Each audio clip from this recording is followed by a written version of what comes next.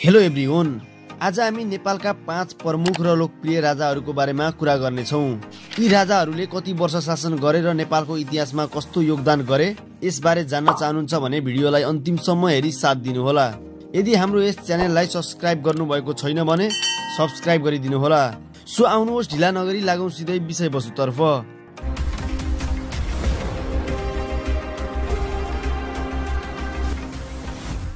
Number 5, Gyanendra Shah. नेपालका अन्तिम राजा हुन् ज्ञानेन्द्र शाह। उनले विक्रम सम्वत 2058 सालदेखि 2065 सालसम्म शासन गरेका थिए। उनी योभन्दा पहिले 3 वर्षको उमेरमा 2 महिनाका लागि राजा बनेका थिए। उनी सबै गरी टोटल 7 वर्ष 55 दिन राजाको शासन गरेका थिए। नेपालमा उनकै शासनकालमा राजतन्त्रको अन्त्य भएसँगै नेपालमा गणतन्त्रको सुरुवात भएको थियो। हालै अहिले उनी राजा हुने चासो देखाएसँगै नेपाली जनताहरू आन्दोलनमा उत्रिएका छन्। अहिलेको समयमा उनी नेपाली जनता बीच फेरि चर्चामा आएका छन्।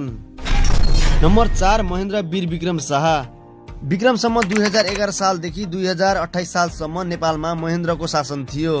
उनी आफ्नो कार्यकालमा 16 वर्ष 324 दिनसम्म राजा बनेका थिए।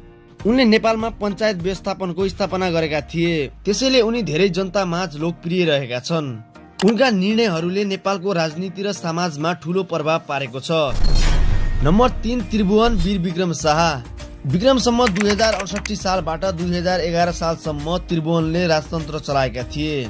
उनी यस बीचमा 2 चोटि राजा बनी 43 वर्ष राजाको पद सम्हालेका थिए। उनले आफ्नो कार्यकालमा राणाहरूको अन्त्य गरी शाह राजतन्त्रको पुनर्स्थापना गरेका थिए। उनको त्यो प्रयासले नेपालमा लोकतन्त्रको सुरुवात भएको थियो, त्यसकारण उनी जनता सामु निकै चर्चित रहेका छन्। नम्बर 2, वीरेन्द्र शाह।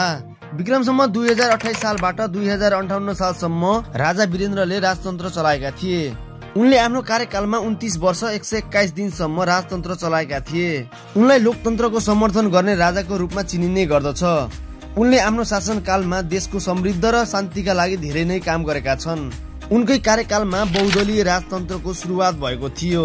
उनलाई लोकतन्त्रको समर्थन गर्ने राजाको रूपमा चिनिने गर्दछ। नम्बर 1, पृथ्वीनारायण शाह।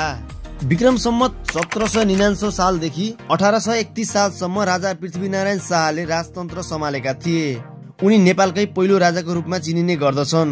उनले आफ्नो कार्यकालमा विभिन्न साना साना राज्यलाई एकजुट गरी सिङ्गो नेपाल बनाएका थिए। उनको प्रयास बिना नेपालको अस्तित्व नै हुने थिएन, त्यसकारण अहिले पनि उनलाई धेरै नै सम्झिने गरिन्छ।